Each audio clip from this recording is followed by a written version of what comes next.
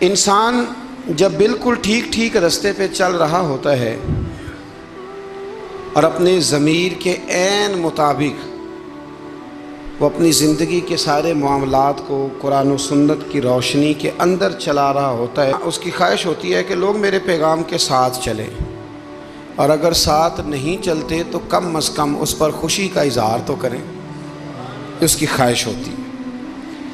میرے ساتھ اول تو چلیں چونکہ میں بات ٹھیک کر رہا ہوں، پیغام ٹھیک دے رہا ہوں، چونکہ میں ہوں حق پہ، یا تو میرے ساتھ چلیں۔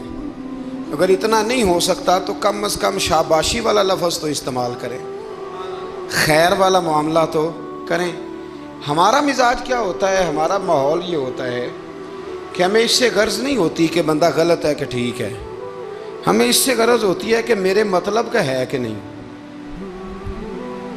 میرے مطلب کا۔ اب ہم ملامت کرتے ہیں، ہم اسے برا کہتے ہیں، وہ بندہ ٹھیک ہوتا ہے، اس کا نقصان یہ ہوتا ہے کہ کبھی تو اس شخص کی ہمتیں ٹوٹتی ہیں، کبھی وہ پریشان ہوتا ہے، اور کبھی دین کے کام میں رکاوٹ آتی ہے۔ کبھی یہ ہوتا ہے کہ انسان چونکہ اللہ تبارک و تعالیٰ کے دین کی خاطر صحیح نکلا ہوتا ہے، تو یہ جو ملامت کرنے والا ہوتا ہے یہ پھر اس کھاتے میں چلا جاتا ہے جس کھاتے میں اکثر وہ لوگ رہے جو دین کے مخالف رہے۔ تو آپ اگر ٹھیک چل رہے ہیں، آپ کا راستہ ٹھیک ہے، آپ کا تعین ٹھیک ہے، پھر آپ کو ملامت کرنے والوں کی ملامت کی پرواہ نہ کرنا، یہ قرآن کا حکم ہے، یہ قرآن مجید کا حکم ہے، یہ نبی کریم علیہ السلام کا پیغام ہے۔ ہم کیا کرتے ہیں، ہم یہ دیکھتے ہیں کہ لوگ ذرا ملامت کرنے لگ گئے، برا کہنے لگ گئے، تو ہم اچھے کام سے پیچھے ہٹتے ہیں۔ وہ جی میں نے نا داڑھی تو میں رکھ لوں، نمازی تو میں ہو جاؤں، پر میں کاروبار کرتا ہوں، تھوڑا بہت اینچ نیچ بھی ہو جاتی ہے، پھر لوگ تانا دیں، پھر لوگ یہ کہتے ہیں کہ جناب دیکھو یہ نیک ہو کے داڑھی والا ہو کے بھی یہ کام کر رہا ہے۔ تو میں کہتا ہوں اگر لوگ تانا دیں گے تو تیرا ثواب بڑھ جائے گا، تیرے اجر میں اللہ اضافہ کر دے گا۔ بھی اب اگر میں یہ کہوں کہ میں ٹھیک ہو گیا ہوں، اس سے نقصان ہوگا، لوگ مجھے برا کہیں گے، تو بھئی اگر برا کہیں گے تو تیرے ثواب میں، شریر کا کام تو شرارت کرنا ہے، جو شریر ہے اس کا کام، سانپ کا کام کیا ہے، ڈسنا، تو وہ تو ڈسے گا، شریر تو شرارت کرے گا چونکہ اس کے مزاج میں شرارت ہے۔ آپ کو کیا کرنا ہے، آپ کو دیکھنا یہ ہے کہ آپ کا راستہ ٹھیک ہے، آپ حق پہ ہیں، پھر آپ کو شریر کی پرواہ نہیں کرنی، ڈسنے والے کی پرواہ نہیں کرنی، رب رسول کی رضا کی طرف دیکھنا ہے، پھر اللہ اور اس کے رسول کی رضا کی طرف دیکھنا ہے، آگے بڑھنا ہے، جد و جہد کرنی ہے، کام کو جاری رکھنا ہے۔ ایک سیانہ بندہ ہوتا ہے، وہ دو گروپوں میں صلح کرانا چاہتا ہے، وہ دو گروہوں کے اندر پل کا کردار ادا کرنا چاہتا ہے، قبیلے کے، برادری کے، خاندان کے لوگوں میں لڑائی ہو گئی، جھگڑا ہو گیا۔ یہ بندہ صلح کرا سکتا تھا، طاقت تھی، اس کو پتا تھا لوگ میری بات مانیں گے، اس نے مداخلت کی، یہ آگے بڑھا، فوراً ایک شخص نے کہہ دیا تیرا کیا لالچ ہے، چودھری بننا چاہتا ہے، تو سردار بننا چاہتا ہے؟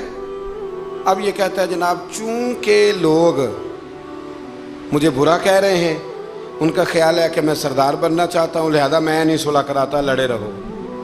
حالانکہ میرے نبی کریم سید عالم نور مجسم صلی اللہ علیہ وسلم نے ارشاد فرمایا ہے، محبوب کریم علیہ السلام نے فرمایا دو گروہوں میں جو صلح کرائے گا رب 2 حج اور 2 عمرے کا ثواب عطا فرمائے۔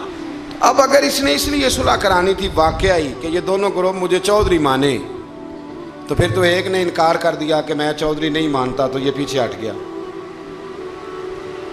تو اگر اس لیے صلح کرانی تھی کہ رب 2 حج اور 2 عمرے کا ثواب دے، تو پھر کوئی اچھا کہے یا برا کہے، اس کو چاہیے یہ آگے بڑھے اور 2 لوگوں کے سروں کو جوڑ دے، صلح کرا دے، اطمینان کرا دے، شعور کرا دے۔ ہمارے ہاں یہ ہوتا ہے کہ ہم جب یہ دیکھتے ہیں نا کہ لوگ کیا کہہ رہے ہیں، لوگوں کا کیا مطمع نظر ہے، تو ہم بہت ساری کمزوریوں کا شکار ہوتے ہیں، بہت ساری کوتاہیاں کر جاتے ہیں، بہت ساری غلط فہمیاں اور غلط فیصلے ہم سے سرزد ہوتے ہیں۔ یہ کبھی نہیں سوچنا کہ لوگوں کی یہاں رائے کیا ہے، اچھا کہہ رہے ہیں برا کہہ رہے ہیں. آپ نے یہ دیکھنا ہے کہ آپ کر کیا رہے ہیں. اگر اچھا کر رہے ہیں تو پھر آپ منزل پر صحیح ہیں، پھر آپ نے رستہ چھوڑنا نہیں، آپ نے سفر بڑا سادہ سا کام ہے آج کل ہمارے ہاں. اگر خاندان کے اندر، قبیلے کے اندر دو لوگوں کے رشتہ ہو سکتا ہے، لڑکا اور لڑکی ہمارے اپنوں کے ہیں اور ہماری تھوڑی سی مداخلت سے معاملہ ٹھیک ہو سکتا ہے، تو میں نے یہ دیکھا ہے کہ بڑے بوڑھے، سارے نہیں لیکن اکثر الا ماشاء اللہ، وہ مداخلت نہیں کرتے. ان کی تھوڑی سی کوشش تھے خاندانوں میں جو تھوڑی تھوڑی باتیں ہیں وہ دور ہو کے رشتے ہو سکتے ہیں، وہ کوشش کیوں نہیں کرتے؟ میں نے یہ کہتے ہوئے لوگوں کو سنا ہے کہ بعد میں جو شکایتیں آئیں گی وہ کون پوری کرے گا؟ آپ کے بہو اور بیٹے کی جو شکایتیں ہیں وہ کون پوری کر رہا ہے؟ آپ کر رہے ہیں نا؟ اگر آپ یہ دیکھیں یہ کام کتنا اچھا ہے کہ آپ نے دو گھروں کو ملا دیا. نبی کریم علیہ السلام نے حضرت ربیہ بن کعب کا نکاح بھی کرایا ہے، حضرت اسامہ بن زید کا بھی حضور نے رشتہ کرایا ہے.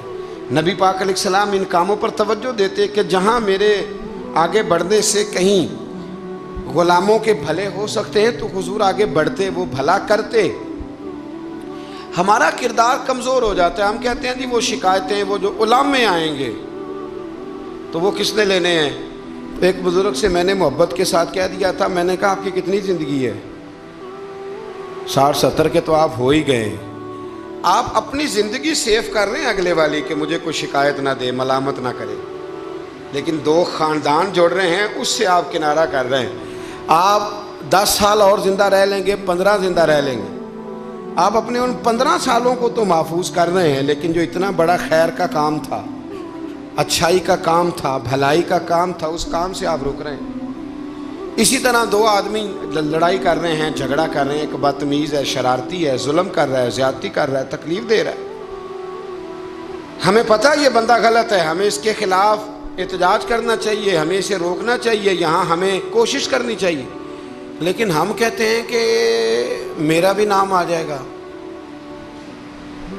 تو وہ اس کے بارے میں لگا ہوا ہے نا. تو بھائی یہ یاد رکھیں، مکافات عمل ہے. اگر شر کو روکا نہیں جاتا تو شر پھیل جایا کرتا ہے. اس لیے میرے نبی کریم صلی اللہ تعالیٰ علیہ وسلم نے فرمایا اپنے بھائی کی مدد کرو، وہ ظالم ہو تب بھی مدد کرو، مظلوم ہو تب بھی مدد کرو. تو صحابہ نے عرض کی یا رسول اللہ مظلوم کی مدد تو سمجھ میں آتی ہے، تو ظالم کی کیسے مدد کریں؟ اگر بھائی ظالم ہو تو پھر بھی مدد کرو، تو مظلوم کی مدد تو سمجھ میں آئی، تو یہ جو ظالم بھائی ہے اس کی کیسے مدد کریں؟ تو حضور نے فرمایا اسے ظلم کرنے سے روک دو.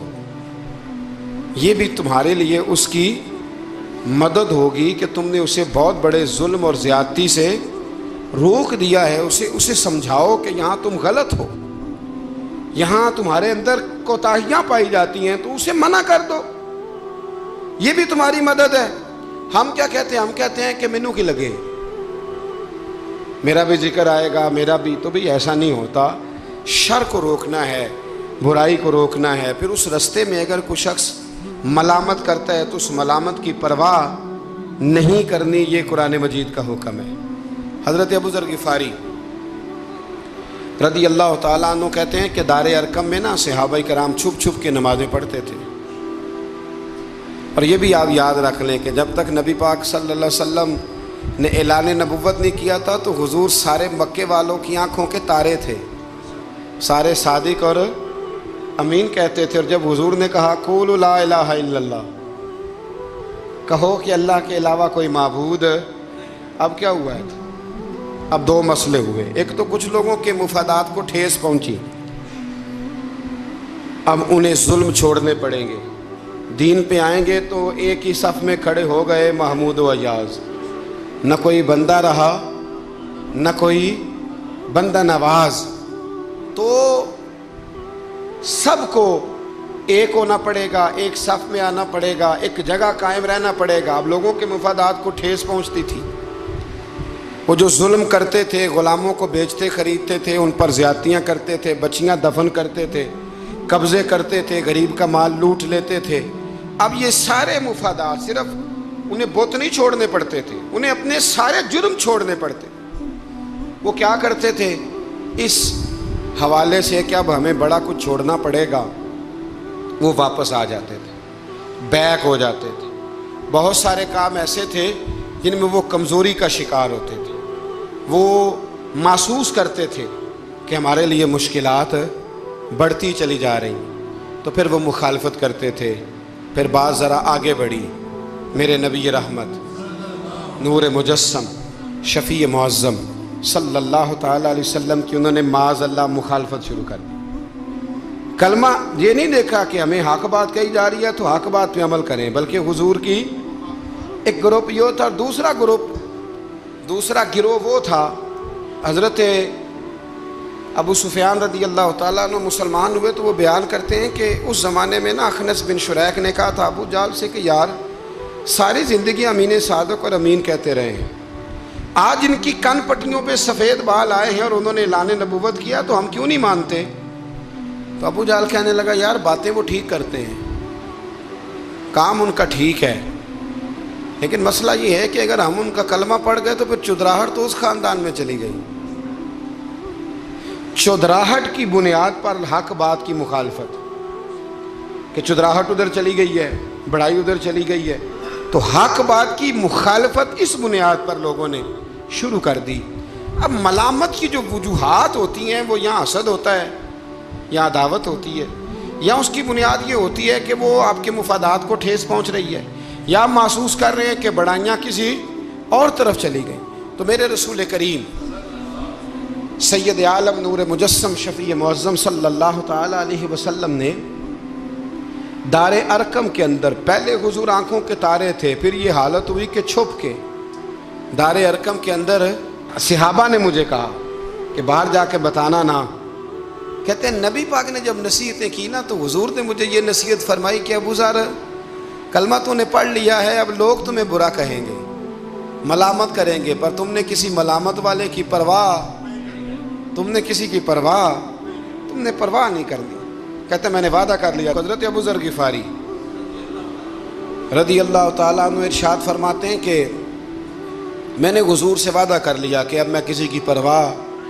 اب جب میں باہر نکلنے لگا تو صحابہ میں سے بعض نے مجھے مشورہ دیا کہ ابھی بتانا نہ کسی کو، کیونکہ یہاں لوگ ملامت کرتے ہیں، برا کہتے ہیں، مارتے ہیں۔ تو حضرت ابو ذر کہتے ہیں میں نے ان کی طرف پلٹ کے دیکھا، پلٹ کے، اور میں نے کہا بھائی اب جو جس کے دل میں آتا ہے وہ کہے، غلامی کر لی ہے تو اب کر لی ہے، کلمہ پڑھ لیا ہے تو اب پڑھ لیا ہے، اب جس نے جو کہنا ہے وہ کہے، جو کرنا ہے وہ کرے، بات ختم ہو گئی، اب طے جو کر لیا ہے، اب تیرے ہو جو گئے، اب تیرے ساتھ نسبت ہو جو گئی تو اب تیرے ہیں۔ اور کہنے لگے میں نے حضور سے وعدہ کیا ہے کہ اب میں کسی کی پرواہ نہ کریں۔ داتا گنج بخش علی اجویری رحمۃ اللہ علیہ فرمایا کرتے تھے کہ حق بات پر اور سچے رستے پر چلنے کا تو مزہ ہی تب آتا ہے جب دل ٹوٹتا ہے، جب تکلیف ہوتی ہے۔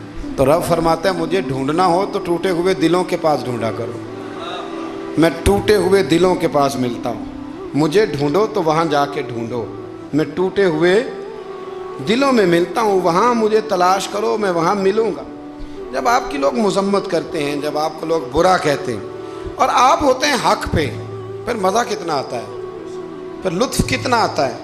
آپ بظاہر تکلیف میں ہوتے ہیں لیکن وہ جو آپ کے اندر کی، اور پھر آپ کو وہ چیزیں محسوس کرنے بھی مزہ آتا ہے کہ نبی کتنی تکلیف میں رہے، رسول کتنی۔ ایک بات میں نے سورہ اعراف میں دیکھی، اس کو کبھی کبھی دیکھتا ہوں تو میں ورطہ حیرت میں گم ہو جاتا ہوں کہ یہ بھی ہوتا ہے۔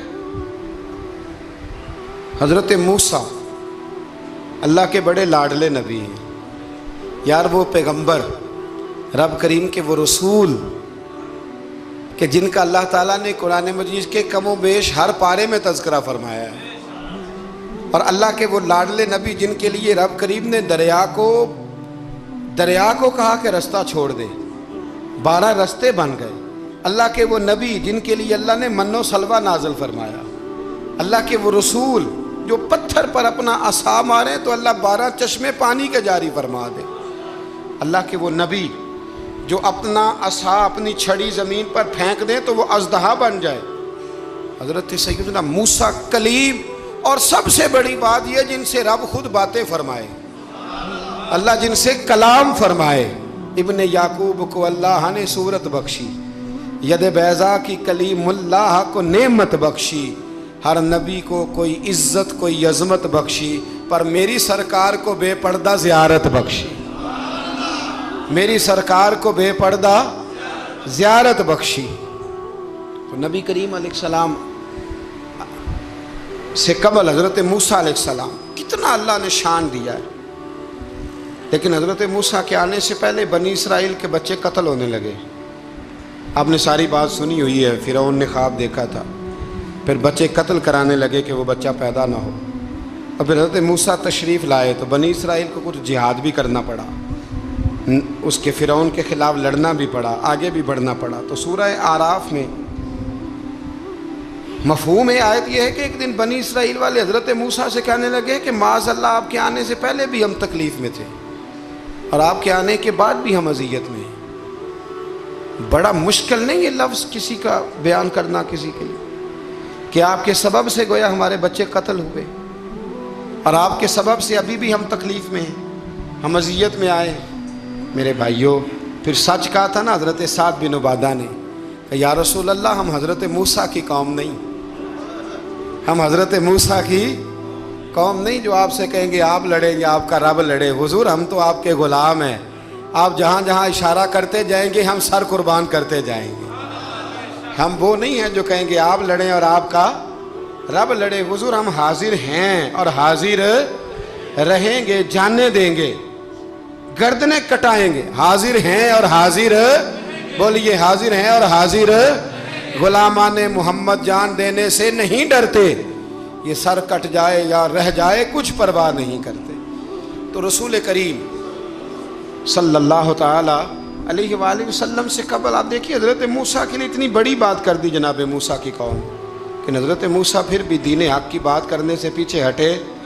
یہ اللہ کے بندوں کا طریقہ رہا ہے کہ وہ ملامت کی پرواہ، کس کس صوفی کو برا نہیں کہا گیا۔ آپ صوفیاء کے حالات پڑھ کے دیکھ لیں، ان پر فتوے ہیں، کسی پر کوئی ہے اور کسی پر کوئی ہے۔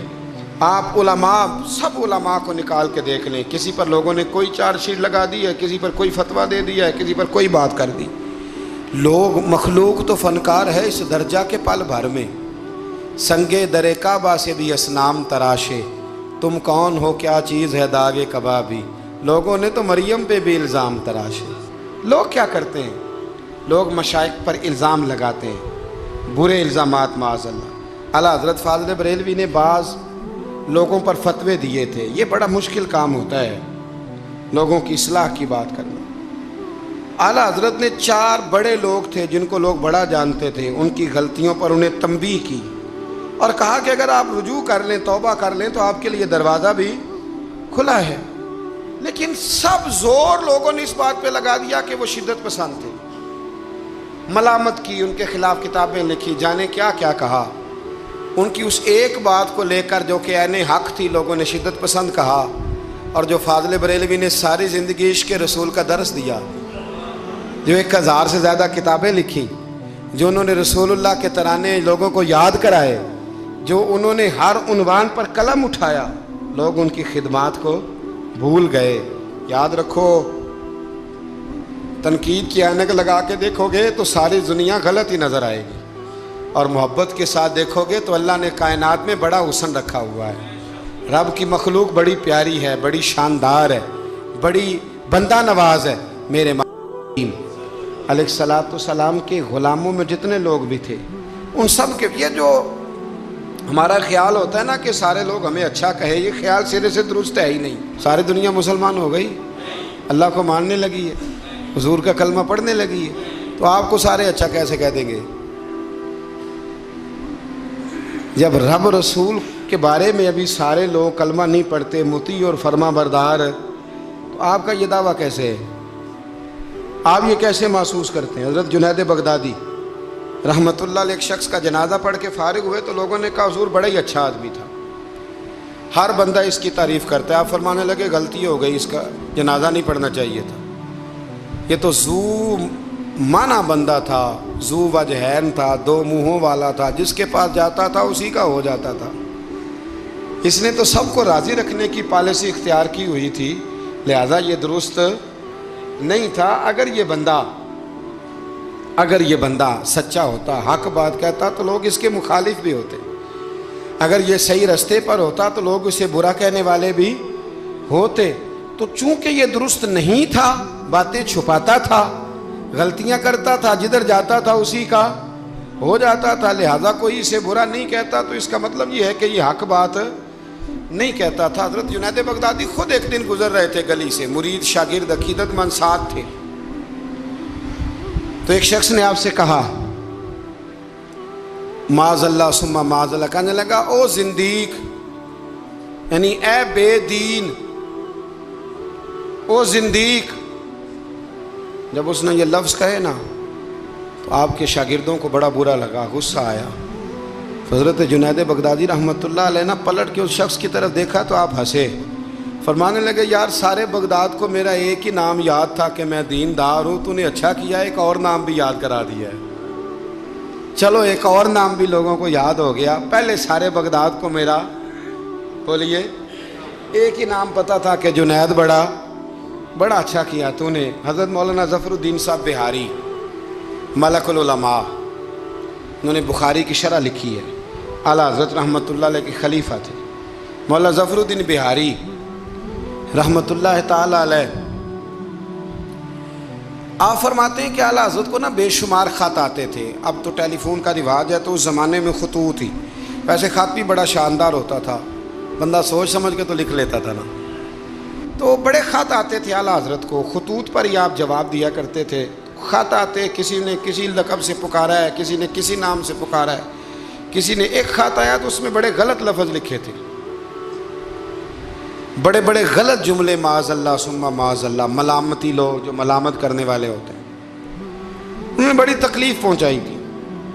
تو اعلیٰ حضرت فاضل بریلوی رحمۃ اللہ تعالیٰ علیہ کے خلیفہ مولانا ظفر الدین صاحب بہاری رحمۃ اللہ علیہ نے وہ خط جب پڑھا تو بڑا غصہ آیا، بڑا جلال۔ اعلیٰ حضرت رحمۃ اللہ علیہ فرمانے لگے کیا ہوا؟ عرض کی اور اس نے بڑے برے لفظ لکھے ہیں، میں اس پر مقدمہ کروں گا، کیس کروں گا، عدالت جاؤں گا۔ تو اعلیٰ حضرت فرمانے لگے وہ پہلے جس نے پیارے لفظ لکھے ہیں پہلے اس کے لیے انعام کا اعلان کرنا، پہلے کوئی جائیداد دے، کوئی تحفہ دے، پھر اس پر مقدمہ بھی کر لینا۔ فرمایا اگر اتنے لوگ اچھا کہہ رہے ہیں تو دو چار ایسے ہیں بھی، تو میں یہ کہا کرتا ہوں کہ چلو نظر نہیں لگتی۔ کیا ہوتا ہے بولیے، اللہ کرے آپ کو سمجھ آئے، چلو نظر نہیں لگتی، کو دو چار ہوں بھی تو نظر کوئی حرج نہیں، نظر نہیں لگتی۔ اعلیٰ حضرت فرمانے لگے یا تو ان کو انعام دو، ان کے نام جائیداد کراؤ، تو پھر تکلیف دینے والوں پر مقدمے بھی کر لینا، تو اگر وہاں تمہیں انعام نہیں دے رہے تو پھر یہاں تمہیں مقدمہ کرنے کی حق بات پر، سچی بات پر آپ مستقل مزاجی اختیار کریں، آپ ٹھہریں، پھر آپ کو کوئی کیا کہہ رہا ہے، کوئی آپ کے بارے میں کیا بیان کر رہا ہے، پھر آپ اس بات سے نکل آئیں، پھر آپ اس سے نکلیں۔ میرے نبی رحمت نور مجسم شفیع معظم صلی اللہ تعالی علیہ وسلم طائف کے بازار بھی چلے گئے تھے، عکاظ کی منڈیوں میں بھی حضور چلے گئے، نبی پاک نے کافر کے ہر سوال کا جواب دیا، اور جب دین کی تکمیل ہونے لگی مدینہ منورہ میں تو کافر ختم ہوئے تو منافق کھڑے ہو گئے، پوری صورتیں ہیں منافقین کے بارے میں، ادھر سے معاملہ ختم ہوا تو ادھر سے کبھی حضور کے علم پر اعتراض کرتے ہیں، کبھی حضور صلی اللہ تعالیٰ علیہ وسلم کے صحابہ پر شکوہ کرتے ہیں، کبھی کوئی بات کرتے کبھی کوئی بات کرتے، لیکن میرے حبیب کریم علیہ السلام نے ہمیشہ ڈٹ کر، کھڑے ہو کر، استقامت کے ساتھ ہر بات کو سنا، اور امت کو یہ پیغام دیا کہ تم نے سچی بات پر کھڑے رہنا ہے، تم نے دائیں بائیں پلٹنا نہیں ہے۔ امام احمد بن حنبل رحمۃ اللہ ہے، امام احمد بن حنبل بہت بڑے امام تھے، 14 جلدوں میں کتاب لکھی آپ نے حدیث پاک کی، مسند امام احمد بن حنبل، اور کلیجہ ٹھنڈا ہو جاتا ہے امام صاحب کی تحریریں پڑھ کے۔ اتنے بڑے آدمی، ہر دور میں کوئی نہ کوئی فتنہ پیدا ہوتا ہے، تو فتنہ اس طرح پیدا ہوتا ہے کہ لوگ دین کا نام لے کے بعض اوقات فتنہ کرتے ہیں، مرزا غلام احمد قادیانی جب آیا تھا تو وہ تشریحات ہی کرتا تھا معاذ اللہ دین کی. کبھی اپنے آپ کو محدث کہتا تھا، کبھی مفسر کہتا تھا، پھر آہستہ آہستہ وہ مجدد بننے لگا، پھر کہنے لگا میں ذلی نبی ہوں، بروزی. پھر اس بے ایمان نے کھل کر اپنے باطن میں چھپی ہوئی ہر غلاظت کا ذکر کرنا شروع کیا. تو دین کے اندر داخل ہو کر دین کا نام لے کر جو فتنے برپا کیے جاتے ہیں، اللہ تعالیٰ ان سے محفوظ فرمائے. اللہ تعالیٰ ہمیں محفوظ فرمائے. دین کا نام لے کر، لبادہ اوڑھ کر، لائسنس لے کر دین کا جو فتنے لوگ برپا کرتے، بڑے خطرناک، بڑے خوفناک وہ بھی فتنے ہوتے ہیں. حضرت امام احمد بن حنبل کے زمانے میں ایک فتنہ اٹھا تھا خلق قرآن کا. خلق قرآن کا کہ قرآن اللہ کی تخلیق ہے یا اللہ کا کلام ہے.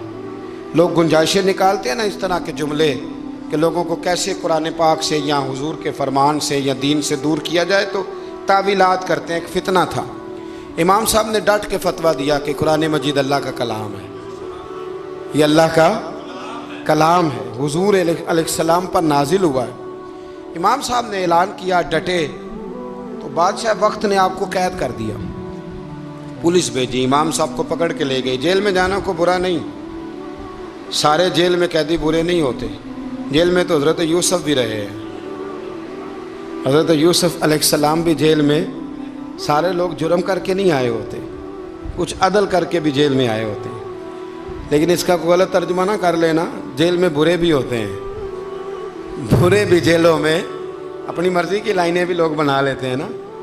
تو اچھے لوگ بھی بعض اوقات بعض آزمائشوں کے سبب جیلوں میں جاتے ہیں. امام احمد بن حنبل کو جب گرفتار کر کے لے گئے نا، تو امام صاحب کچھ دن جیل میں رہے. جب واپس تشریف لائے امام احمد بن حنبل رحمۃ اللہ علیہ، جب آپ واپس تشریف لائے تو آپ کے صاحبزادے کہتے ہیں کہ ابو الحسن نام کا ایک چور تھا. ابو الحسن نام کا پکا چور تھا. پکے چوروں کا بھی سب کو پتہ ہوتا ہے نا، سارا بغداد جانتا تھا کہ پکا چور ہے. لیکن امام صاحب کچھ مہینے جیل میں رہ کے واپس آئے تو ہر نماز کے بعد اس چور کے لیے دعا کرتے، کہتے اللہ ابو الحسن پہ رحم فرما، اللہ اس پر. حد ہو گئی حضرت، چور سے ملاقات.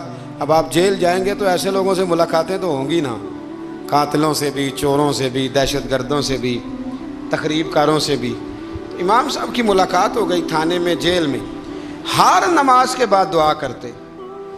آپ کے صاحبزادے کہتے ہیں میں نے ایک دن کہا ابا جی اس چور کے لیے آپ دعا کرتے ہیں تو نماز میں بڑے نمازی شریک ہوتے ہیں، کسی نمازی کا خیال کہیں جاتا ہے، کسی کا کہیں جاتا ہے، تو آپ بتا ہی دے بات کیا ہے. تو امام صاحب فرمانے لگے یار ہے وہ چور، پر اس نے مجھے ایک بہت بڑی نصیحت کر دی چور نے.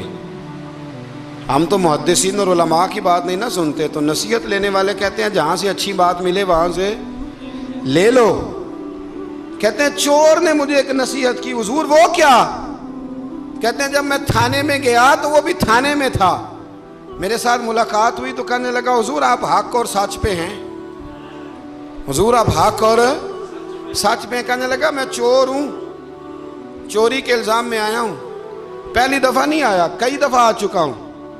بادشاہ اور کوتوال کے ہاں میرا نام درج ہے، کئی دفعہ آ چکا ہوں، میرا ان کے پاس نام درج ہے. یہ مجھے بڑا مارتے ہیں پر میں برا ہوں تو برائی پہ ڈٹا ہوا ہوں، میں کبھی باز نہیں آیا. یہ مجھے مارتے ہیں، میری ضمانت ہوتی ہے، پھر جاتا ہوں برا کام کرتا ہوں. کہنے لگا حضور اگر میں برے کام پہ ڈٹا ہوں تو خیال رکھنا آپ تو اچھا کام کر کے آئے ہیں. حضور ذرا ڈٹ کے رہنا، دیکھنا ذرا ڈٹ کے رہنا، اس میں کوئی کمزوری نہ دکھانا، تو اچھے کام کے لیے آئے. تو امام احمد بن حنبل فرماتے ہیں مجھے اس کی بات یاد رہ گئی.